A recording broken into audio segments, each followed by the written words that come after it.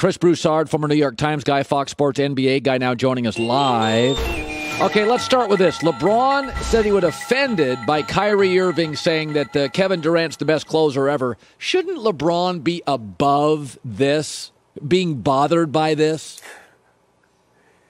You know, Colin, I think LeBron was honest.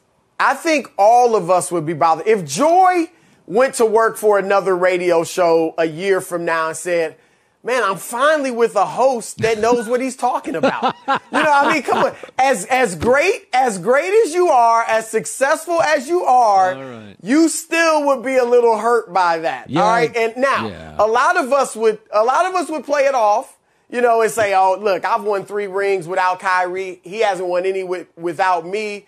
I'm not worried at all about what he says. I mean, he thinks the earth is flat. You could have said that, and everybody would have laughed, and oh, LeBron's above that. But I think LeBron was honest, as most of us, all of us would be hurt to some degree. And he did say, I'm hurt a little bit. It hurt me a little bit. Not losing sleep over it, but it hurt him a little bit. By the way, not to be insecure, but did Joy really say that about me? Oh, anyway, sorry.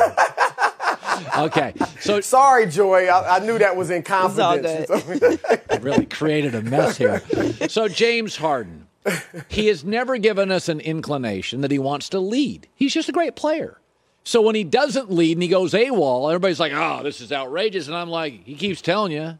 He doesn't want to lead the franchise. He wants to be the guy with the ball in his hands with a minute and a half to go. Are you surprised? Do you think it's a good move, bad move? What do you make of it? Well, it's a bad move right now. Look, first of all, he's obviously out there partying at clubs and he's not socially distancing.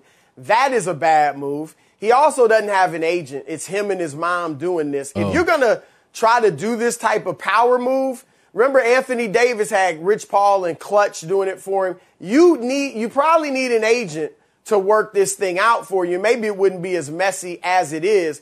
But what he's done is he's engaged in a game of chicken with the Houston Rockets. And if he's willing, we don't know how much he's willing to sit out. Is he willing to sit out all of training camp?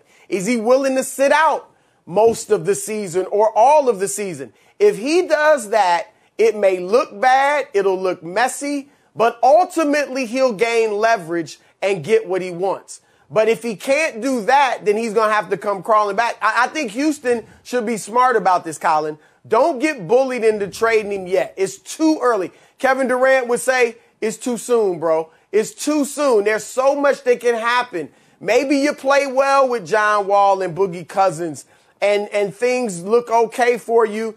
And now you want to trade Harden maybe for a veteran or for some young players that can help you win now rather than rebuilding. Maybe Brooklyn doesn't go well and Kyrie Irving gets hurt. He's injury prone. He gets hurt. And now they're willing to give you more for James Harden. Maybe it goes terrifically in Brooklyn.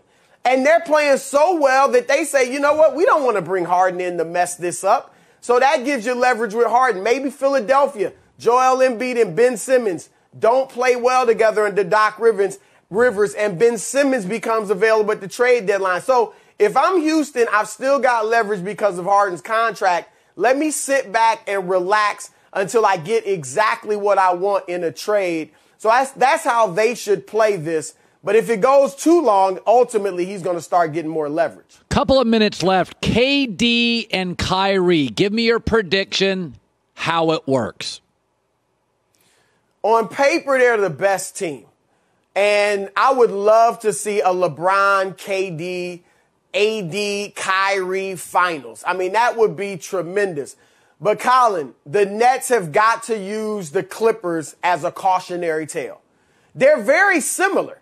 Remember, the Clippers, before they got Kawhi and Paul George, they were the little engine that could. They were overachievers. They were gritty. They grinded. They played hard for all 48 minutes. Same thing with the Nets. The Nets, Karis LeVert, Spencer Dinwiddie, Joe Harris, Jared Allen, it was the same exact thing. And if Kyrie and KD will drop into that and not be prima donnas, you're going to get perks because you're the best 2 players. But don't ask for the super perks. Don't make the division between you and the role players too big, because then you'll ruin the culture and you'll underachieve. That's what happened with the Clippers. with Kawhi and Paul George being prima donnas, and it ruined their season. So KD and Kyrie should look at the Clippers as a cautionary tale. If they do that, they can definitely reach the finals because in the East, they're the best team on paper. Chris Broussard, good talking to you, bud. Thanks for stopping by on a Tuesday. All right, Colin, anytime. Hi, everybody. Thanks for watching. Subscribe here to get the latest from the show.